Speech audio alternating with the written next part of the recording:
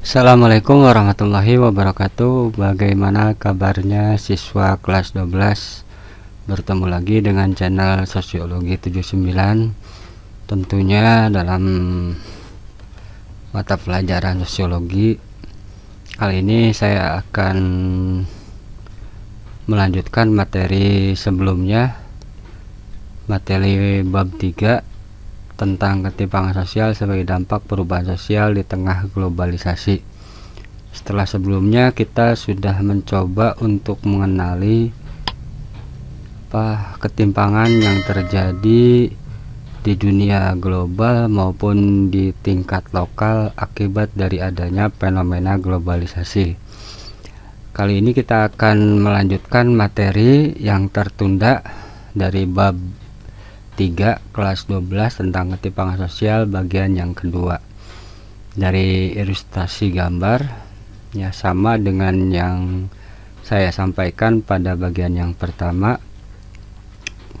Tentunya kalian bisa melihat fenomena beberapa gambaran tentang fenomena ketimpangan sosial di dalam masyarakat, di antaranya ketimpangan antara penduduk yang kaya dan miskin ya di gambar yang pertama, kemudian yang kedua juga seperti itu, yang ketiga juga demikian halnya, yang keempat juga merupakan ketimpangan dalam bidang pendidikan, karena tentunya sangat banyak sekali siswa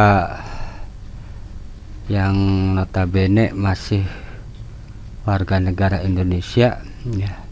Di satu sisi dia bisa bersekolah di sekolah yang elit, tapi di pelosok atau di banyak daerah mereka harus merasakan ya bangku sekolah dengan keadaan yang sangat terbatas, seperti gambar yang paling kanan ujung ya.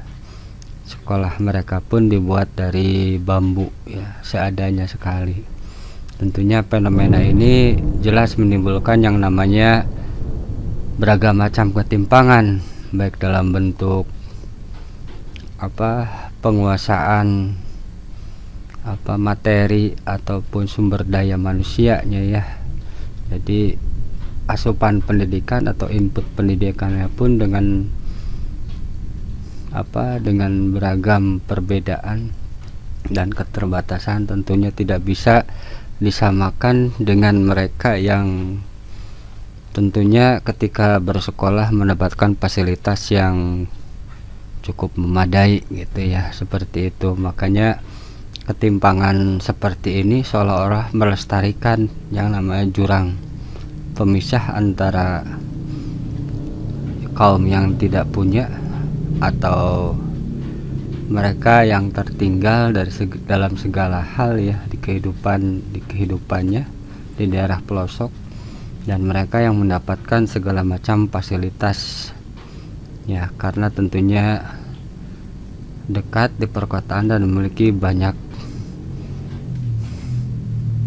fasilitas penunjang ya, seperti itu. Fenomena seperti ini tentunya harus dicarikan solusinya, karena mencerminkan semacam ketidakadilan yang terjadi di dalam masyarakat, seperti itu ya. Harus ada terobosan dari pemerintah untuk memutus rantai kesenjangan sosial yang sangat tajam seperti ini ya, seperti itu. Tentunya hal ini diperlukan kerjasama dan itikat baik dari semua elemen yang ada di dalam masyarakat, seperti itu. Kita lanjutkan materinya, ketimpangan sosial sebagai dampak perubahan sosial di tengah globalisasi bagian yang kedua. Tujuan pembelajaran materi ini, materi tentang ketimpangan sosial bagian kedua ini, dengan mempelajari bab ini Anda diharapkan mampu yang pertama mengidentifikasi permasalahan sosial akibat perubahan sosial di tingkat lokal disebabkan globalisasi. Yang kedua, bisa menjelaskan penguatan posisi komunitas lokal masyarakat setempat dalam merespon perubahan sosial disebabkan globalisasi. Ada semacam penguatan posisi masyarakat setempat untuk menghadapi perubahan-perubahan sosial yang demikian mengglobal. Yang ketiga, menjalin relasi antar komunitas lokal untuk memperkuat posisi dalam merespon perubahan sosial yang disebabkan globalisasi. Ya, bisa dilihat dari gambar. Ya, ini sekelumit dari fenomena ketimpangan yang sebenarnya mencerminkan semacam ketidakadilan ya. Ketimpangan sosial tentu di dalamnya tersirat fenomena ketidakadilan ya. Fenomena ketidakadilan. Permasalahan sosial akibat perubahan sosial di tingkat lokal disebabkan globalisasi. Permasalahan yang timbul akibat dari perubahan sosial yang terjadi di tingkat lokal, masyarakat setempat yang disebabkan oleh fenomena globalisasi. Masalah ketimpangan sosial di masyarakat. Ada beberapa faktor yang melatar belakangi ketimpangan sosial, antara lain stratifikasi sosial, sikap prejudis, dan diskriminasi. Ya, ini faktor yang melatar belakangi ketimpangan atau kesenjangan sosial di dalam masyarakat. Yang pertama, karena adanya kelas-kelas sosial dalam masyarakat ya. Kelas sosial di dalam masyarakat yang tentunya kurang bisa mengakomodir ya kelas bawah untuk bisa melakukan mobilitas sosial. Ya, terutama dalam segala aspek ya. Contohnya di gambar pelayanan kesehatan saja ada semacam kelas ya, kelas-kelas sosial. Kemudian ya, seperti kita ketahui bahwa pelayanan kesehatan meskipun ada yang namanya kartu sehat dan lain sebagainya, tetap saja fenomena stratifikasi atau kelas-kelas sosial dalam pelayanan tersebut sangat ketara sekali dan bisa kita rasakan dalam keseharian kita. Yang kedua, sikap prejudis. Prejudis di sini maksudnya prasangka buruk ya, prasangka buruk terhadap golongan tertentu dalam masyarakat gitu ya. Sikap prejudis, mencap jelek ya, prejudis, dan diskriminasi atau perlakuan yang tidak adil. Jadi yang melatar belakangi ketimpangan sosial dalam masyarakat itu karena adanya fenomena kelas-kelas sosial yang rigid ya, di dalam masyarakat rigid. Kemudian sikap berprasangka buruk dari golongan tertentu tentunya, dan perlakuan yang tidak adil atau diskriminasi. Akibat ketimpangan sosial ya, akibat dari adanya ketimpangan sosial atau kesenjangan sosial di dalam masyarakat. Ketimpangan sosial menimbulkan sejumlah akibat, diantaranya kriminalitas, melemahnya jiwa wirausaha, entrepreneurship, monopoli, kemiskinan, kemerosotan moral, pencemaran lingkungan alam ya. Ketimpangan sosial akibat dari adanya ketimpangan sosial diantaranya adalah munculnya fenomena kriminalitas atau kejahatan ya, di dalam masyarakat, karena tentunya perbedaan kesempatan atau sulitnya untuk mendapatkan kesempatan yang adil di dalam masyarakat gitu ya. Kesempatan dalam bidang ekonomi, politik, dan lain sebagainya seolah-olah dimonopoli oleh golongan tertentu saja yang notabene memiliki kekuatan atau berada dalam stratifikasi sosial tertinggi, sosial tinggi ya, atau atas. Makanya kelas yang bawah akan cenderung mengambil jalan pintas ya, karena tidak adanya jalan atau tidak diberikan kesempatan ya. Melemahnya jiwa wirausaha atau jiwa bisnis ya, jiwa untuk mandiri wirausaha. Kenapa hal seperti ini terjadi? Barangkali ya salah satunya karena putus asa ya, putus asa, tidak dikasih kesempatan ya, atau kuasai oleh pihak tertentu, sehingga muncul atau jiwa untuk mandiri, berusaha sendiri itu menjadi sangat kurang ya. Orang lebih cenderung untuk menjadi pegawai ya, sementara kesempatan untuk seperti itu atau menjadi karyawan atau buruh ya, daripada berwirausaha sendiri, karena tentunya kesempatan yang sangat kecil atau ketidakadilan dalam struktur sosial yang ada. Misalnya ini terjadi karena fenomena monopoli ya berikutnya, sehingga pedagang-pedagang kecil atau pengusaha-pengusaha kecil secara otomatis akan terkalahkan gitu ya, karena besarnya kekuatan modal yang dimiliki oleh pengusaha-pengusaha besar ya. Seperti ini, hal tersebut menyebabkan ya rentan ya, sehingga barangkali jadi lemah atau putus asa ketika mencoba untuk mengembangkan bisnis tertentu.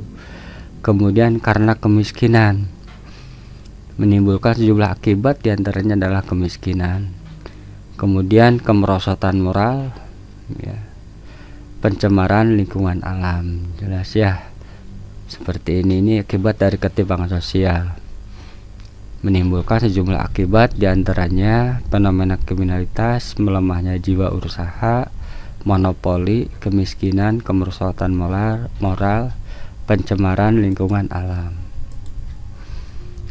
Upaya mengatasi ketimpangan sosial ya, jadi yang namanya ketimpangan sosial itu hal yang memang seolah-olah merupakan bahaya laten ya, suatu saat akan meledak ya, jikalau misalnya tidak dicarikan solusinya atau tidak ada upaya dari pemerintah untuk mengatasi hal tersebut. Yang pertama tentunya yang lebih memiliki kewajiban dan punya kekuatan adalah pemerintah. Tentunya dalam hal ini untuk mengeluarkan kebijakan yang berpihak pada rakyat yang lemah, seperti itu. Ya, ini digambar ya.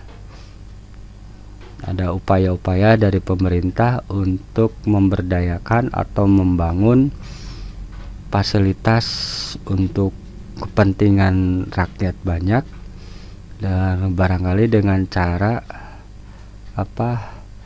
memberdayakan masyarakat, seperti itu ya, atau program padat karya gitu ya. Yang pertama, kebijakan pemerintah untuk mengatasi ketimpangan sosial sebenarnya sudah ada sejak dahulu, yang tertuang dalam undang-undang sebagai berikut ya. Jadi yang namanya kesejahteraan dan keadilan untuk semua itu merupakan amanat dari konstitusi atau undang-undang kita. Di antaranya Undang-Undang 1945 pasal 33 ayat 1 dan ayat 2. Jadi ini memang betul-betul maksud dan tujuan dari pendirian bangsa kita atau negara Indonesia ini adalah mensejahterakan semuanya. Hal ini terlihat dalam undang-undang atau konstitusi negara kita, yaitu Undang-Undang 1945 pasal 33 ayat 1 dan ayat 2, yang tentunya kalian hafal ya isinya apa. Kemudian Undang-Undang 1945 pasal 34 ayat 1 dan ayat 2, Undang-Undang nomor 39 tahun 1999 tentang hak asasi manusia, hak hidup yang layak untuk setiap orang ya. Undang-Undang nomor 11 tahun 2009 tentang kesejahteraan sosial. Jadi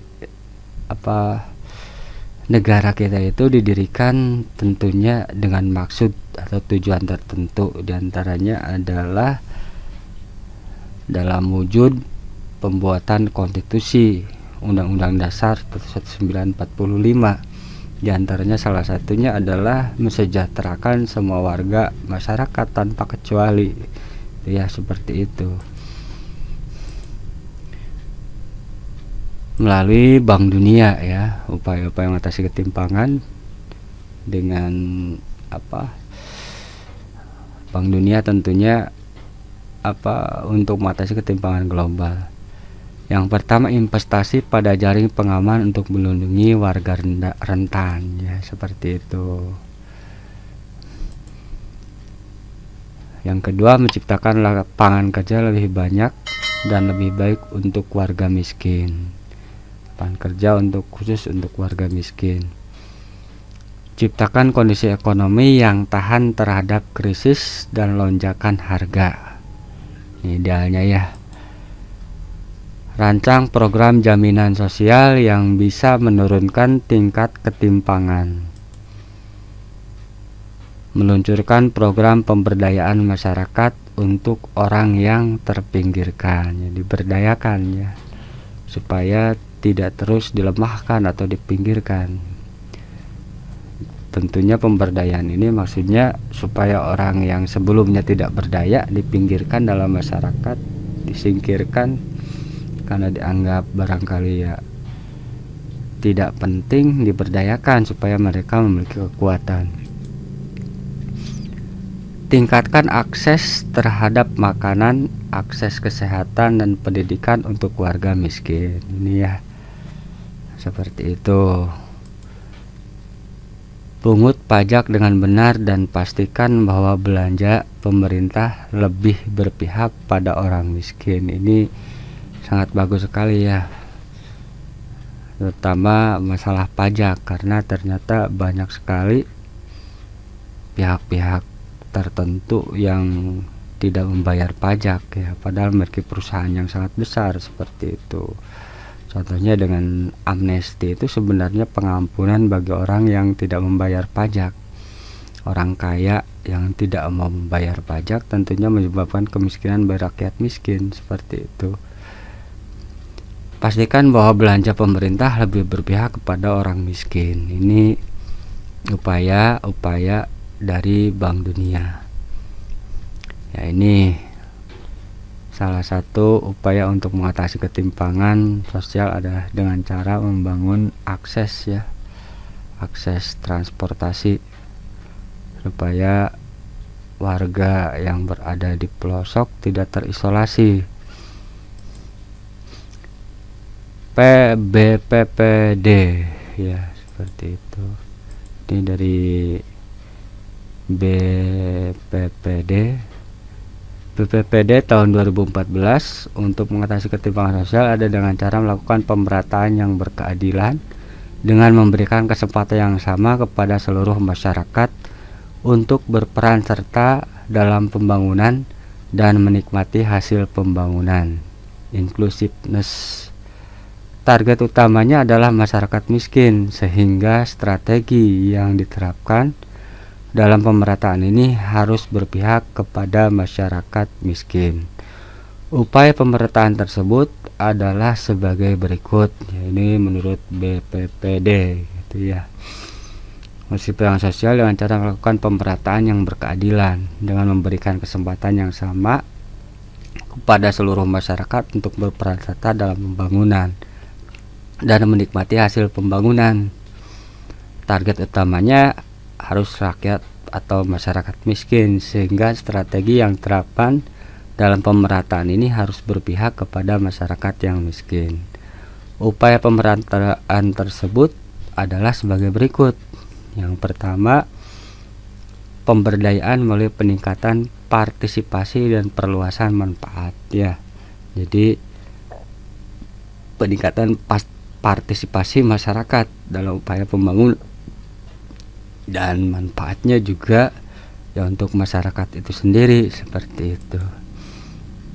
Peningkatan akses dan kualitas pendidikan dan kesehatan ini jelas sangat primer ya, karena dengan pendidikan dan kesehatan tentunya rakyat yang berada di bawah akan lebih bisa meningkatkan kualitas dirinya untuk bisa bersaing dan meningkatkan kualitas kehidupannya. Pengentasan kemiskinan dan master plan percepatan dan perluasan pembangunan ekonomi Indonesia MP3I, ya seperti ini ya. Pengentasan kemiskinan. Nah, ini demo orang Irian ya, orang Papua Barat gitu ya, karena tentunya perlakuan yang tidak adil ya, seperti itu. Penguatan posisi komunitas lokal dalam respon perubahan sosial disebabkan globalisasi. Ya, penguatan posisi komunitas lokal dalam respon perubahan sosial disebabkan globalisasi. Keterbelakangan yang dialami oleh negara dunia ketiga bukan kondisi asli, tetapi sengaja diciptakan oleh proses kapitalisme dalam rangka memperluas sistem ekonomi kapitalis dunia yang memerlukan bahan mentah yang murah dan pangsa pasar besar yang rata-rata dimiliki oleh negara dunia ketiga. Di dalam negara-negara dunia ketiga sendiri, pola hubungan metropolis satelit juga terjadi karena surplus ekonomi di daerah pedesaan diserap oleh daerah perkotaan. Hal ini semua memberikan kontribusi pada komunitas lokal yang semakin tidak berdaya dan tidak memiliki posisi tawar dalam melakukan peningkatan kualitas hidup masyarakatnya. Jadi yang namanya kemiskinan di negara dunia ketiga termasuk di Indonesia itu bukan merupakan kondisi alamiah, tapi kondisi buatan yang diciptakan atau sengaja diciptakan oleh kapitalisme global. Kapitalisme global ini dulu bentuknya dalam bentuk kolonialisme, tapi seiring adanya konsep negara bangsa, negara-negara yang dulunya terjajah memerdekakan diri, maka kapitalisme ini berubah bentuk menjadi perusahaan multinasional ya, seperti itu, yang memiliki tujuan yang sama, mengeruk kekayaan alam yang melimpah di negara dunia ketiga ya. Tentunya dengan menciptakan konsep metropolis ya, metropolis satelit. Jadi negara dunia ketiga tidak hanya dijadikan pasar ya, pasar bagi mereka, tapi juga diperas ya. Tentunya kondisi pemerasan ini terdapat dua pihak yang memeras dan diperas ya. Pihak yang memeras tentunya pihak kapitalisme global, yang diperas tentunya negara-negara dunia ketiga yang memiliki sumber daya alam yang melimpah dan tentunya buruh yang murah ya, seperti itu. Tapi hal ini juga terjadi ketika orang-orang di negara dunia ketiga pun melakukan hal yang sama ya. Jadi yang besar memeras yang sedang ya, yang sedang memeras yang lebih kecil, terus jadi seperti itu. Jadi di negara dunia ketiga sendiri terdapat ya kapitalisme lokal yang kembali memeras masyarakat ya, seperti itu, masyarakat setempat, sehingga kondisi masyarakat semakin terjepit dan tidak berdaya. Itu maksudnya seperti itu. Jadi komunitas lokal semakin tidak berdaya dan tidak memiliki posisi tawar karena hal seperti ini, adanya kapitalisme lokal yang merupakan kaki tangan kapitalisme global di Indonesia. Melihat posisi komunitas lokal yang tidak memiliki posisi tawar untuk melakukan perbaikan dalam rangka meningkatkan kemandirian dalam berbagai bidang seperti budaya, teknologi, dan ekonomi, maka diperlukan suatu upaya mengurangi ketergantungan pada pihak luar dan menghapus penetrasi asing menuju pada penciptaan masyarakat madani yang mempunyai kedaulatan ekonomi dan politik sehingga mampu berkembang sendiri, self-sustaining growth. Upaya pemberdayaan dapat dilakukan melalui 3 cara berikut. Jadi karena kurangnya posisi tawar dari komunitas lokal seperti yang sudah saya sebutkan tadi ya, kapitalisme global memeras melakukan penjajahan dari segi ekonomi dan budaya terhadap negara dunia ketiga. Di negara dunia ketiga sendiri terdapat kaki tangan kapitalisme global ya, jadi semakin tidak berdaya masyarakat lokal, posisi tawarnya semakin rentan atau tidak berdaya. Oleh karena itu perlu adanya perbaikan dalam rangka meningkatkan kemandirian ya, harus dibuat mandiri dalam berbagai bidang seperti budaya, teknologi, dan ekonomi. Maka diperlukan upaya mengurangi ketergantungan ya pada pihak luar ya, menjadikannya mandiri, negara kita itu mandiri, sehingga terbentuk masyarakat yang madani, yang memiliki kedaulatan mutlak ya dari segi ekonomi dan politik, sehingga tidak selalu dikendalikan oleh pihak luar. Seperti itu. Upaya pemberdayaan dapat dilakukan melalui 3 cara berikut. Yang pertama, menciptakan kondisi yang kondusif yang mampu mengembangkan potensi komunitas lokal.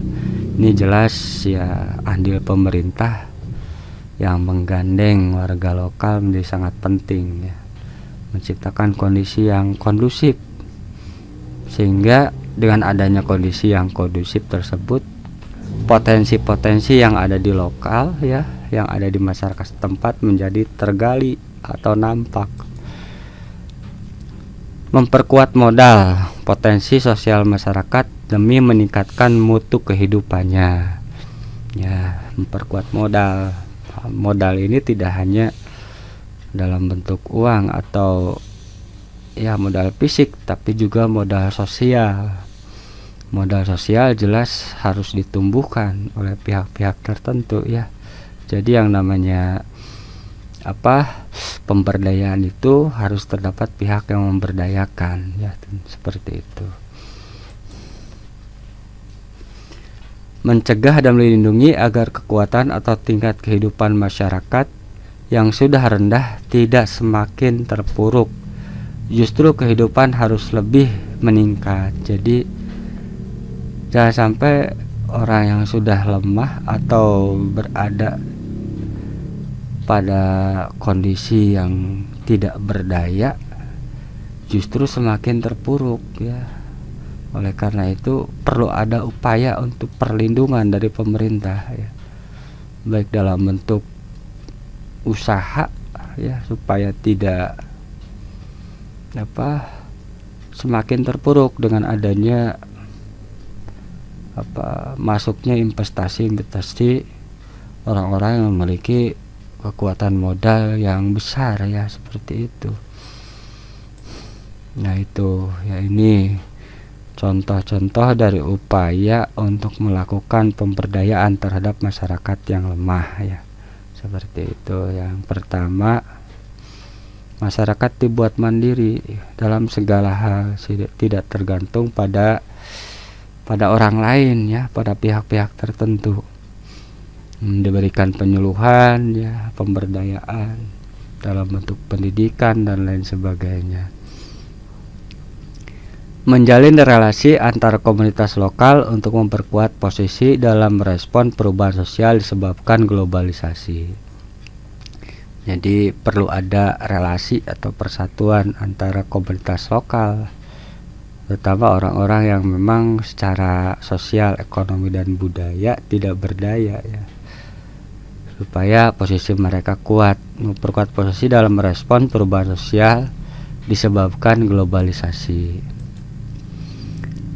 Dalam menjalin relasi atau hubungan antar komunitas, penekanan pada 3 prinsip pengembangan masyarakat luas.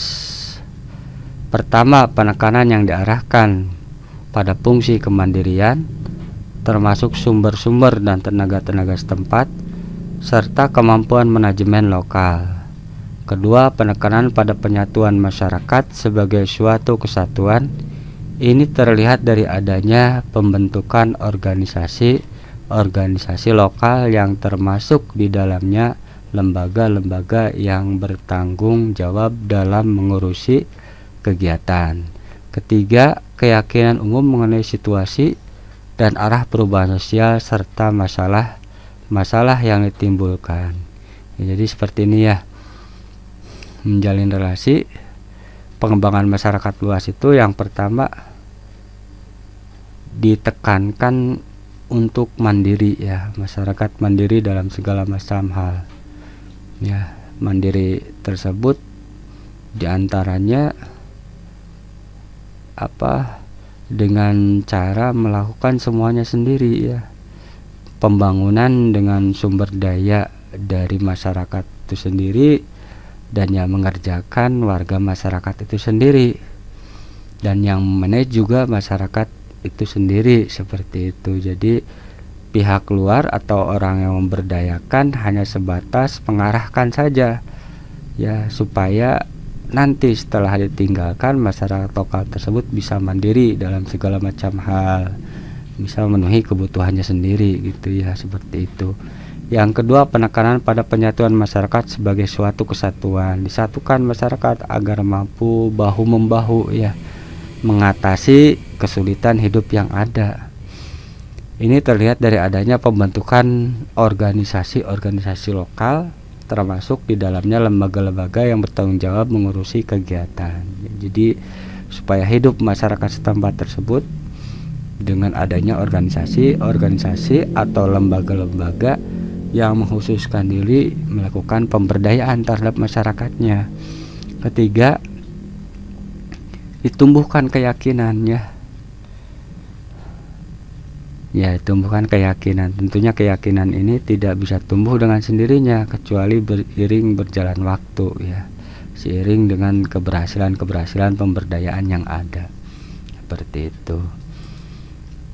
Ya, ini persatuan ya, segala hal untuk mengatasi yang namanya ketimpangan atau kondisi yang termarginalkan adalah bersatu ya. Rakyat kecil atau masyarakat setempat harus bahu-membahu mengatasi permasalahan hidupnya ya, seperti itu. Agar relasi antar komunitas lokal dapat memperkuat posisi tawar, diperlukan hal berikut ya. Membangun dan mengembangkan jejaring sosial sebagai wahana pengembangan partisipasi dan aspirasi masyarakat. Dikembangkan jejaring ya, jejaring sosial saling berhubungan ya, antar satu lembaga organisasi gitu ya, saling bahu-membahu ya, membangun masyarakat agar berdaya menjadi lebih bisa mandiri.